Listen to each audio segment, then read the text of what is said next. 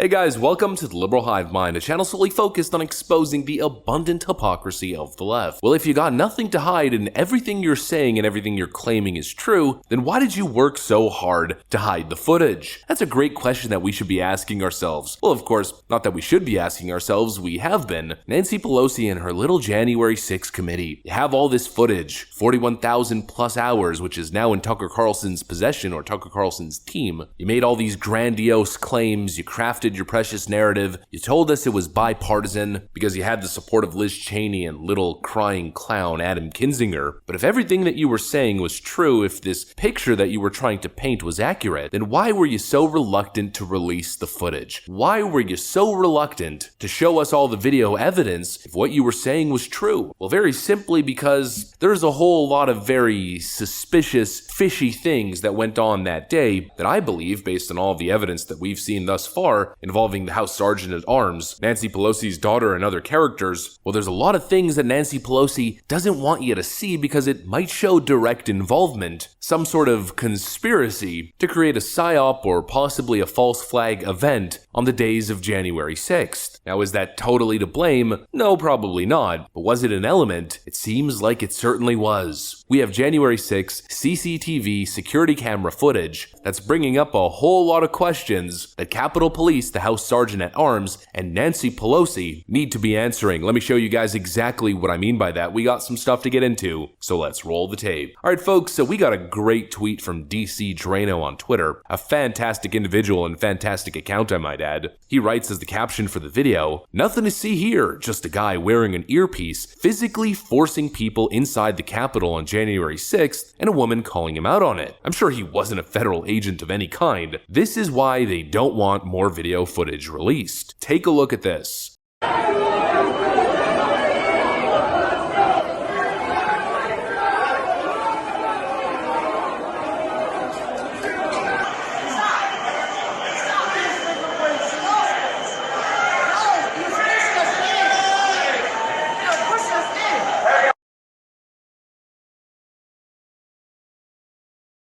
For the last 2 years, mainstream media figures, Democrats, and even some Republicans have gone on the record saying anybody who believes any of those wacky conspiracy theories, that doors were opened for protesters, there were political agitators, professional agitators, and possibly even federal agents agitating the crowd as security was purposely compromised. Well, any of those people, well, you're just a wacky conspiracy theorist, ultra MAGA extremist wacko, InfoWars tinfoil hat nutcase. Well, I really don't think so. These are legitimate questions based on legitimate video evidence of that day. How can you possibly explain this? How can you explain an individual wearing an earpiece, grabbing people and forcing them into the building? Now, of course, this isn't conclusive proof of anything. We don't know who the individual is, whether he works for an agency, a militia group, whether he's an Antifa member, or whether it's a hearing aid. We have absolutely no idea, but it's certainly suspicious, and I think it's legitimate cause for at least basic questioning of the facts. You know, there's a bunch of videos like this that still haven't been addressed. There's the whole magnetically locked door situation. This clip that I'm sure you guys have seen circulate around.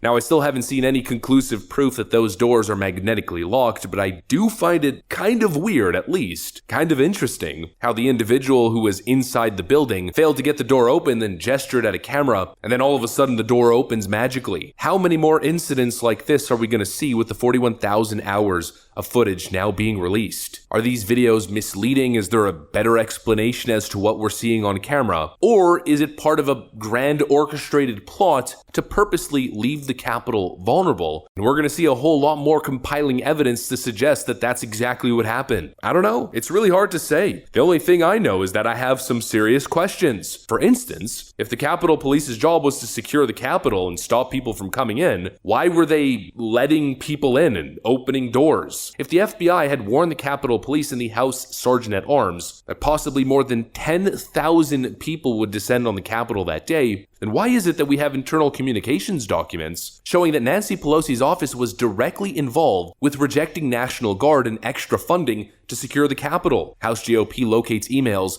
and text messages showing Pelosi office directly involved in failed January 6 security. Of course, we already covered all the detail in all of those documents released by the House GOP's investigative group, so we're not going to rehash any of that evidence. But if the intention was to secure the Capitol, why is it that they didn't secure the Capitol? I mean, we've all seen the video evidence. These galvanized metal barriers. What are these flimsy barriers supposed to stop? Nothing, and clearly that seemed to have been the point. Another question I keep asking myself is how the frig did people get through the Columbus doors? These are the Columbus doors at the United States Capitol. Historic, beautifully designed masterpieces, but beyond their beauty, these two doors are seriously heavy duty. The doors are 16 feet 8 inches tall and 9 feet and 9 inches wide. They weigh approximately 20,000 pounds. How were those doors breached? Who opened them up and allowed people to just simply flow into the rotunda? I mean, look, you guys know me, I'm never one to state something unequivocally without the facts, and in this case I'm taking the same stance that I have over the last 2 years. I'm not stating anything unequivocally, but what I am going to say is that you're not a crazy person. You shouldn't be gaslit by these dishonest, deep state goons for asking legitimate questions. The Democrat narrative is Trump bad, Trump supporters bad and evil, extremism, blah blah blah, insurrection, we get it. But it seems as though the truth is that there was possibly an orchestrated conspiracy to purposely create the chaotic events of that day, and that the truth is a whole lot more nuanced and a whole lot more complex with many compacting layers involving different agencies and different interest groups. Was Antifa involved? Absolutely, no doubt in my mind that I will state unequivocally. We know that for a fact. Were federal agencies involved? Probably. And was Nancy Pelosi and her office directly involved with downgrading security on that day and rejecting Donald Trump's request for the National Guard to be present on that day? Absolutely, once again, undeniable. Those are simply the facts of the case. The facts that Nancy Pelosi and Liz Cheney's January 6 committee purposely ignored, while maintaining they were simply looking for the truth, getting to the bottom of January 6th in their bipartisan investigation and query. Give me a break. But it looks like we're finally going to get a true bipartisan look as more and more evidence, more video footage is released. And the question I'm asking myself is, how many more of these types of scenarios are we going to get our hands on? I wouldn't be surprised if there's a whole lot more, if the rabbit hole is a whole lot deeper than initially expected. And no wonder Nancy Pelosi and her minions worked so tirelessly to keep it all hidden from the public. Anybody who works so hard to hide the basic truth clearly has something to hide. And I'll tell you one thing, and it seems as though we're going to get to the bottom of it. That's what I got for you guys. Hopefully you enjoyed this video. If you did, make sure to leave a like and possibly subscribe to the channel. Of course, we would love to have you here in the Liberal Hive Mind community. Thanks for watching, friends, and hopefully I'll see you on the next one.